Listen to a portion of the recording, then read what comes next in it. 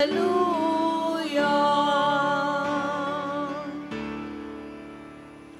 Lord be with you. And with your spirit. The proclamation of the Holy Gospel according to John. Glory to you, O Lord. Many of the Jews had come to Martha and Mary to comfort them about their brother Lazarus who had died. When Martha heard that Jesus was coming, she went out to meet him, but Mary sat at home. Martha said to Jesus, "Lord, if you had been here, my brother would not have died. But even now I know that whatever you ask of God, God will give you." Jesus said to her, "Your brother will rise." Martha said to him, "I know he will rise in the resurrection on the last day." Jesus told her, "I am the resurrection and the life. Whoever believes in me, even if he dies, will live. And anyone who lives and believes in me will never die. Do you believe this?" She said to him, "Yes, Lord. I have come to believe that you are the Christ, the Son of God, the one who is coming into the world." My dear friends, the Gospel of the Lord. Praise to you, Lord Jesus Christ. Magandang gabi po sa inyong lahat. Today is the feast of Saints Martha, Mary, and Lazarus. Magkakapatid po sila. But you may notice, or maybe you will remember, that many years ago, or not too long ago, July 29 was only the feast of Martha. Ito ay kapistahan lamang ni Santa Marta.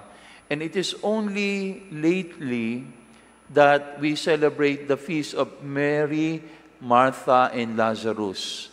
In fact, it was only in 2021 when Pope Francis instituted July 21 to be the feast of the brothers and sisters Martha, Mary, and Lazarus. And under the title, Friends of Jesus.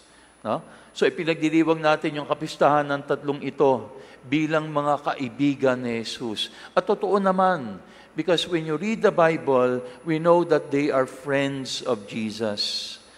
Pag si Jesus ay nagde-day off, pag gusto niyang magpahinga, Jesus would go to Bethany. And Bethany is where the house of Martha, Mary, and Lazarus was located. Doon siya nagpapahinga, kumakain, nakikipagkwentuhan. No? And in the Bible, we would hear stories about Mary, Martha, and Lazarus whenever Jesus would visit them. They are friends of Jesus. Alam niyo, nung pinagninilayan ko ito, naalala ko one time, ako po ay naka-assign sa seminaryo, sa San Carlos Seminary. And I remember one time, one lunchtime, meron kaming isang professor, lay professor, na music teacher. Sumabay po siya sa aming lunch. Kasama niya yung kanyang anak na siguro mga 7 years old. At habang kumakain kami noon, yung bata doon medyo malikot, and then ang sabi ng nanay niya, ay, magmano ka dyan kay Father, tinuro yung isang pare. Sabi niya, magmano ka dyan kay Father, best friend ni Jesus yan. Nakakatawa yung sinabi ng nanay, magmano ka, best friend ni Jesus yan. Alam niyo, nung marinig ko yun, medyo kinilabutan ako. Sabi ko, ay ganun pala ang tingin ng tao sa mga pare. Best friend ni Jesus. No? Napakagandang titulo, best friend ni Jesus. Pero alam niyo, bagamat hindi natin masasabi lahat yon, pero that is actually what the Christian life is. We are called to be friends of Jesus.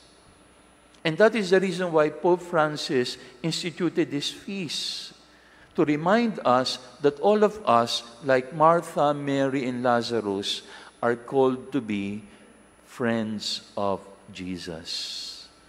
At sa gabing ito, yun yung ating pagnilayan, how do we become friends of the Lord? Kasi si Martha, Mary, and Lazarus will tell us something on how to become a friend of Jesus. Unang-una, let's look at Mary. Anong itinuturo sa atin ni Mary? Mary is known to be the one who sat at the feet of Jesus. Naalala niyo yun, nung minsan dumalaw si Jesus sa bahay, si Martha nagluto, ang dami niyang pinagkakaabalahan, at si Maria umupo at nakinig kay Jesus. Sabi nga ni Martha, Lord, patulungin mo naman yan si Maria, ako na lang ba ang magtatrabaho dito? And then anong sinabi ni Jesus? Mary has chosen the better part. Ano yung better part na yon? Mary sat at the foot of Jesus in order to be intimate with Him, in order to listen to Him. In Christian tradition, ang tawag po natin dyan, adoration. Mary sat at the foot of Jesus to adore Jesus, to have an intimate relationship with Jesus.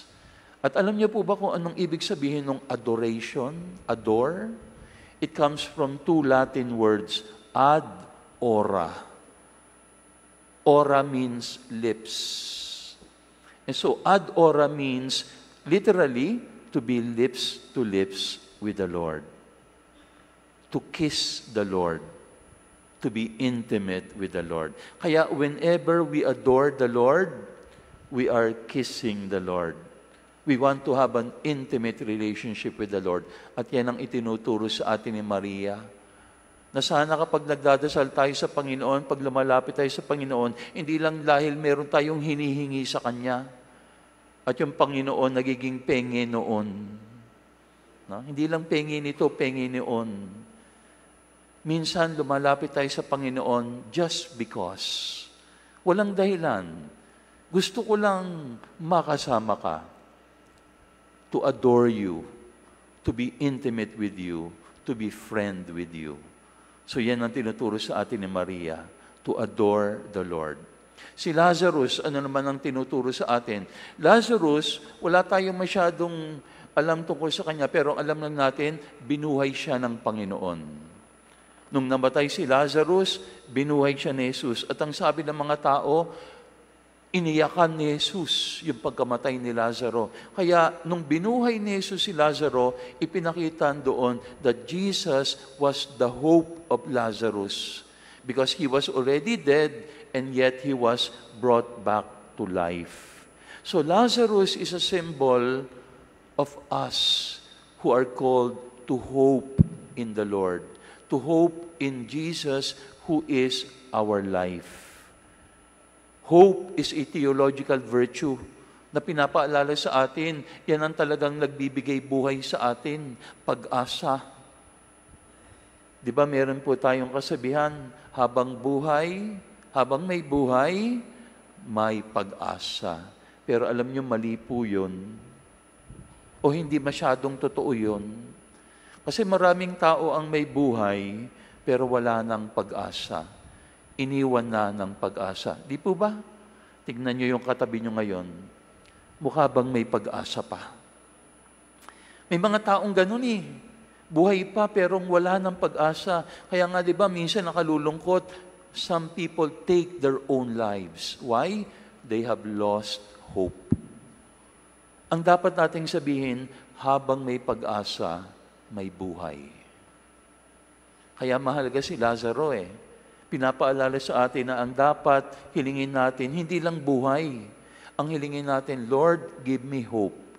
So that, because as long as I have hope, I will have life. And ultimately, Jesus is our hope. And that is what Lazarus tells us. Hope constantly in the Lord. And then Martha, ano naman ang itinuturo sa atin na Martha? Martha is known to be someone who served the Lord. Nung dumalaw si Jesus, ipinaghanda niya ang Panginoon. She was hospitable. And hospitality is a biblical trait. In the book of Hebrews, ang sabi doon, be careful about people with whom you show hospitality. Because unknowingly, you may be serving angels. No? So let us be hospitable to one another daw. Because kapag naglilingkod tayo sa bawat isa, baka ang pinaglilingkuran natin ay ang Panginoon. So hospitality is a biblical trait. And Martha teaches us that. Serve the Lord. My dear friends, today we celebrate Mary, Lazarus, and Martha, friends of the Lord. How do we become friends of the Lord? Adore the Lord, hope in the Lord, and serve the Lord. Amen.